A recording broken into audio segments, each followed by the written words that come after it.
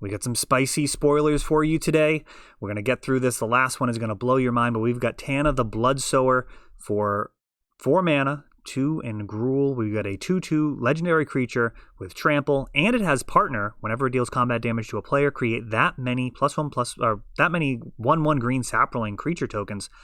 It's actually pretty spicy. I mean, that is often going to have a avenue where you can just kind of connect for 2 and get a couple of guys, but man, if you've got some pump on that can get out of hand very, very quickly, particularly for convoking or sacrificing purposes, so that seems like it's going to be very fun for people.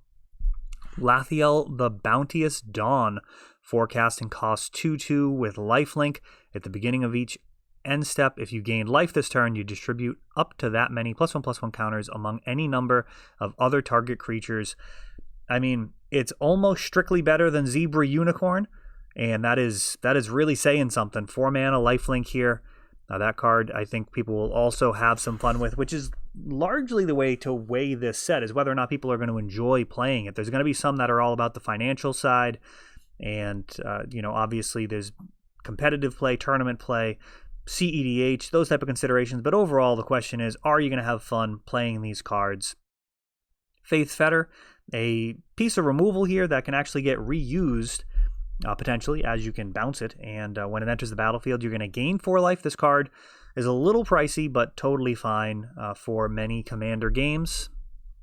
Sifter Worm, 7 casting cost, 7/7 Trampler. That is the type of bomb you're often going to want to be throwing around once you build up your mana base. When it enters the battlefield, you scry 3, then reveal the top card of your library and gain life, which can help you regain some of that life that you lost earlier in the game as you were kind of committing more towards ramp than creatures potentially. Commander's Plate.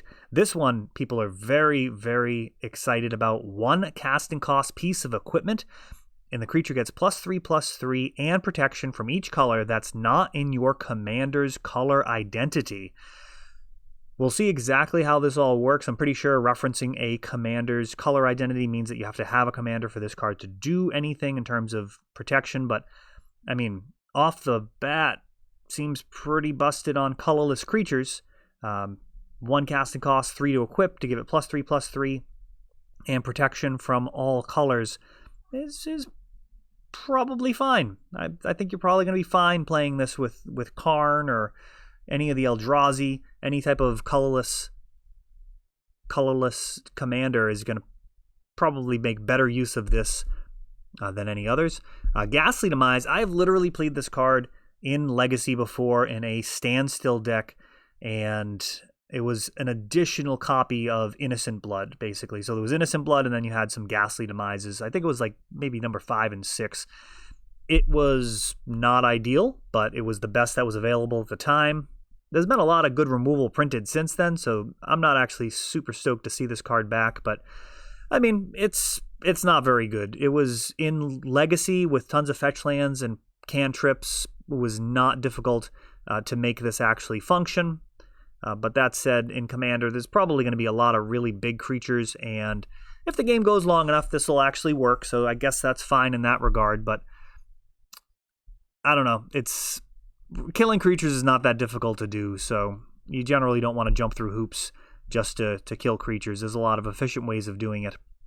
Deranged Assistant, 2 mana 1/1. You tap to mill a card and add a colorless. Totally reasonable mana rock. Milling yourself usually is to your advantage. Overall, your graveyard, if you're building a deck well, is going to be some type of resource, be flashing back from Snapcaster Mage, delving, casting cards from the graveyard with flashback. I mean, there's tons and tons of options to use your graveyard as a resource, and it's likely to be able to come up in this format as well.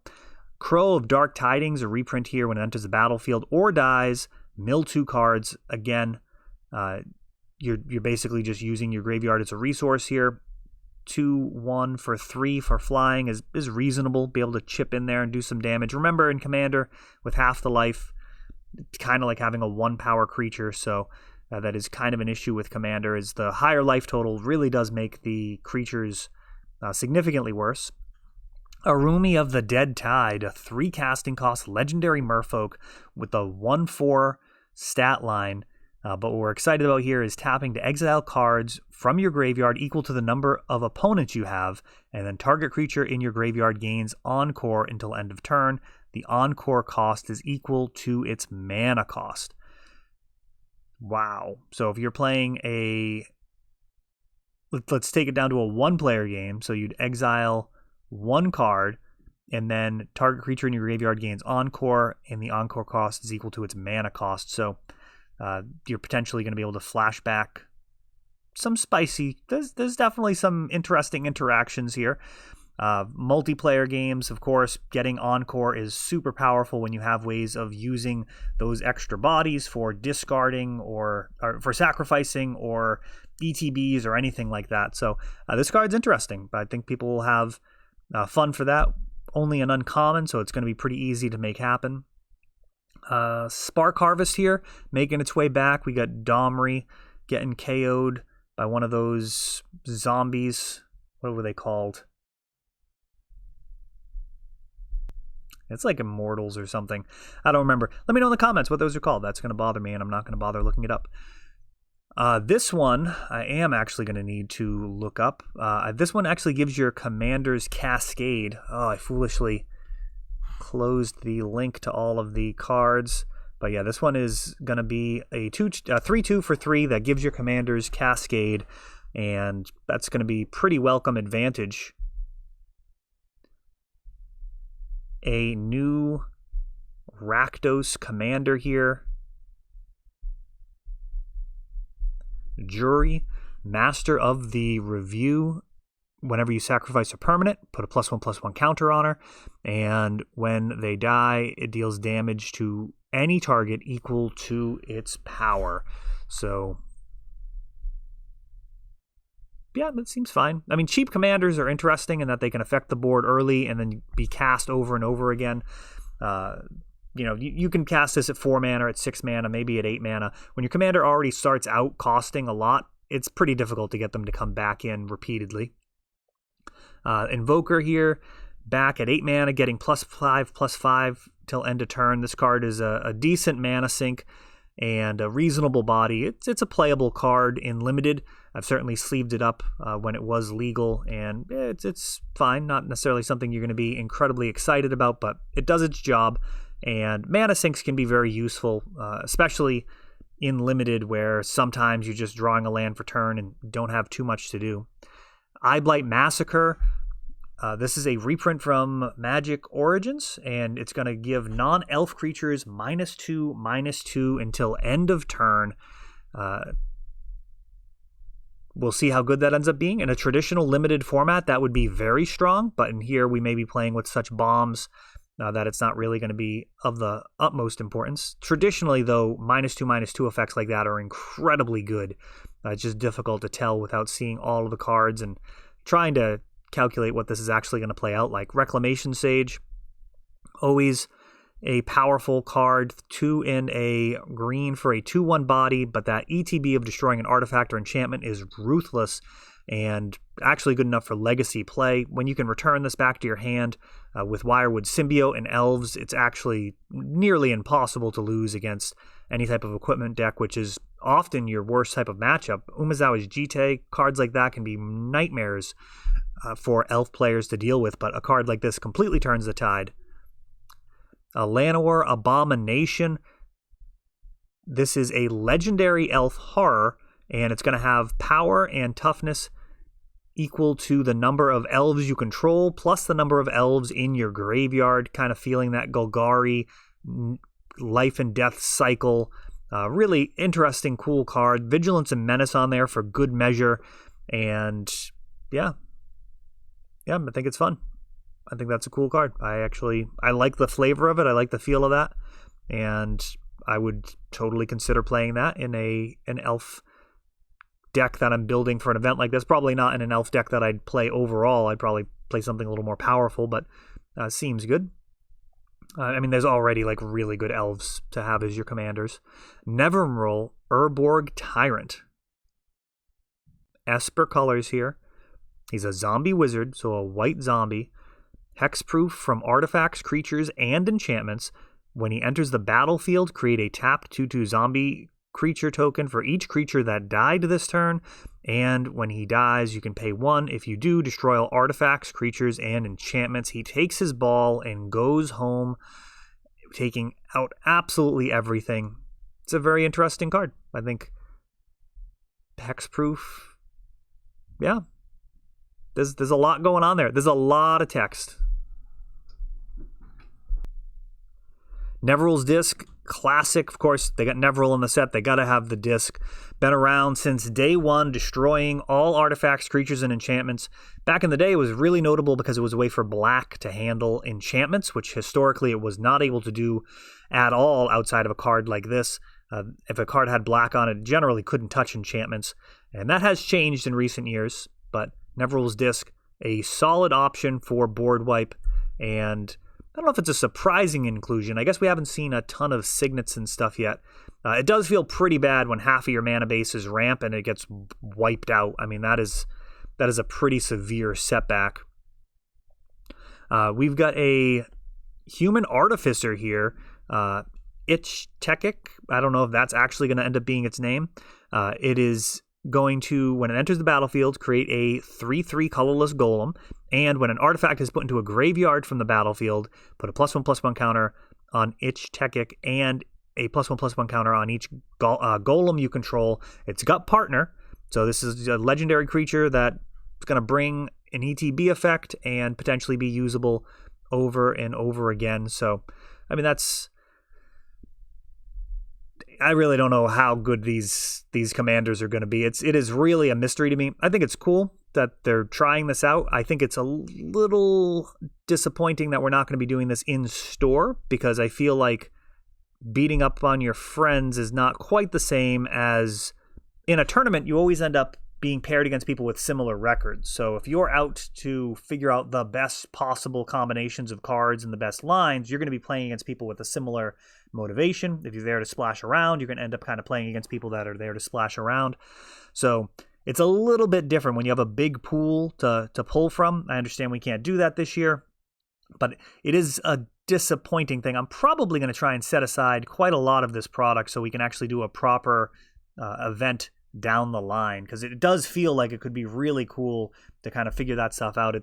It's tough because you never get to see cards, you never get to open cards for the first time again. Like, the first time you're opening them is the first time you're opening them, and then as you learn from that influences your future interactions. So like pre-releases are really special in that way because you really don't know the set, but you start learning it immediately, and there's no real going back. Like, once you kind of learn things, you kind of avoid the traps that you might have fallen for that first time, or maybe you kind of understand the importance of a mana curve a little bit differently on a set dependent level. So Karametra, God of Harvest, she is going to, let me plug in here,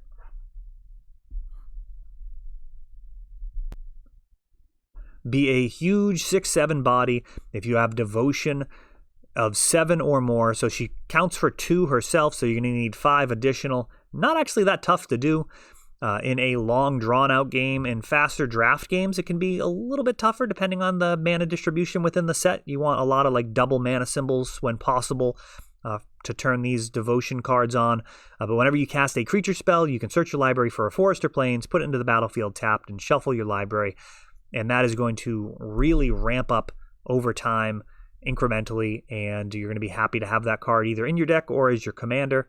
The indestructible makes it pretty difficult to deal with. It was always fun with the middle schoolers when we were doing the events in store to see them kind of grapple with the reality of indestructible, because at first they feel like they just lose when an indestructible card shows up, but then they start to understand that there are ways of handling it, and very often they figure out that they can just race it. Now, racing's not going to be as easy in this format, but there are going to be some ways of handling that. Generous Gift, destroy target permanent. Its controller gets a 3/3 green elephant. This is a reprint from Modern Horizons. Probably a little early to be reprinting it. It was starting to gain a little bit of value. I'd love to see Modern Horizons kind of be in like a $10 per pack range. I think that's a really exciting set, and I expect it to mature. We'll see what happens with it. Maybe that's not going to be their plan for it, but I do like to see product go up in value over time instead of just constantly reprinting everything and devaluing cards. I think that's a really important aspect of why we spend so much money on cardboard. It would be crazy to spend this much if they were just going to go to zero. So it's a balance. I don't think, generous gifts probably going to take a big hit, but it wasn't like it was a massive percentage of anybody's portfolio. Kadamas Reach, another card that has been gaining some value in recent years, reprinted at common, but we're going to have some cool alt art versions, so that's something. And this is fantastic ramp. I mean, in Kamigawa block, you had Kadamas Reach and Sakura Tribe Elder were probably the most important cards, period, in that set, in that they allowed you, from a limited perspective, to basically play like 5-color green. You could always have the right color mana, and especially when it was triple Kamigawa, I mean, if you weren't on 5-color green, you were probably not winning the draft. It was so sick. Just like literally any of the best cards were available to you just because you had so much mana fixing at common in that set. Reya, Last of the Abzan, a reprint here. They've been reprinting a lot of these Commander 2016, I think it was, cards. We've got a black, a green, and a colorless. Enters the battlefield with 3+1/+1 counters, and when it dies or is put into a command zone, if it had 1 or more +1/+1 counters, you may put that many +1/+1 counters on target creature. So kind of has modular just for creatures instead of artifact creatures, and it does have partner as well, and that seems like that's going to be a worthy option. Certainly 2 colors and partner is really something. Annoyed Altasaur. Reach and Trample with Cascade for 7 mana. That's the type of punch that you're going to want out of your cards. Of course, if you can set that up and get a nice high casting cost card off of it, you're going to feel much better. But the value is going to be really needed at the top end of the curve. Like, you really want to get extra oomph when you can.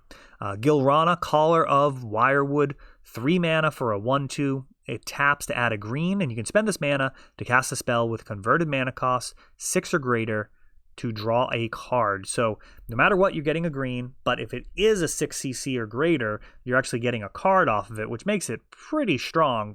I think that's probably the type of card I'd be pretty happy playing, to be honest, in Limited. It's ramp. You get to cast this on turn 3. I mean, this is probably one of the stronger commanders that I can think of so far that we've seen. I love the idea of drawing extra cards and ramping, and the only potential downside is, I mean, the stat lines are garbage, but that's not really what you're looking for out of this card. You're looking to get an advantage and kind of hold on to it. Esper Wardwing Familiar, 1 and a blue for a 1/3 flyer. Spells your opponent's cast that target 1 or more commanders you control costs 3 more to cast with partner. So it's going to protect your other commander that you're partnered with and itself. And yeah, I mean, it's low to the ground. If you've got some way of Voltroning this thing up, I mean, that's probably going to be one of the more aggressive commanders. If you do have like that commander plate.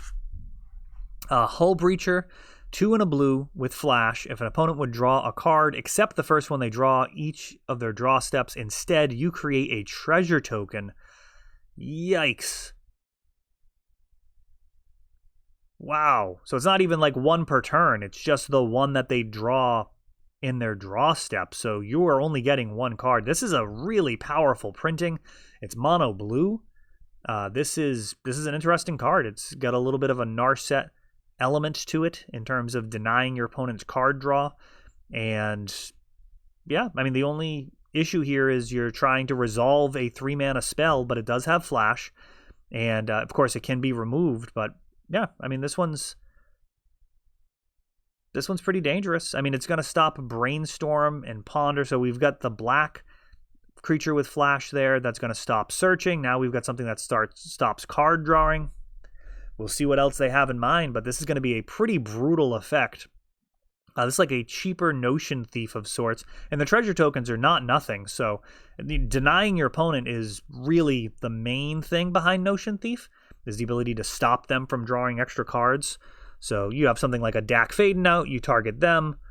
They don't draw 2 because they can't because of this card. They discard 2 cards from hand, and you get 2 treasure. So, I mean, that would be fun interaction. And then we finish out really, really strong here with Mana Drain being reprinted. And this set is just crazy. I personally would love to see Mana Drain be legal in Legacy. I don't know if they have any intention of doing that. I don't even know how good it would be, but I would have a lot of fun playing it. So that's what I'm hoping for, is that they actually make Mana Drain legal in Legacy. And I don't even know if it would be good. I really don't. Like, it seems like it could be, but I kind of doubt it. I kind of feel like it would just be like an acceptable card. Like, counterspells are so cheap now. You got Flusterstorm, Force of Will, Force of Negation, Spell Pierce, Red Elemental Blast, of course, Blue Elemental Blast as well to a degree. There's just so many cheap counters that Veil of Summer. There's no way Veil of Summer is not a way better Magic card than Mana Drain. Like, 1 green, counter the spells, draw a card. I mean, I think it's time. Let's see how this goes. I would love to see it in Legacy. And it's one of my favorite cards. Right now, it's really not seeing any play in Vintage, so I think that would be a lot of fun. Well, thanks for watching, guys. That is all for this one, but don't worry, there is a lot more. You can check out our older videos, and we're always putting out new videos from ELD's Time Vault Games in Bellingham, Massachusetts. If you want to help the channel, of course, you can like, subscribe, share, tap that notification bell so you can know the next time our new videos come out. Thanks for watching.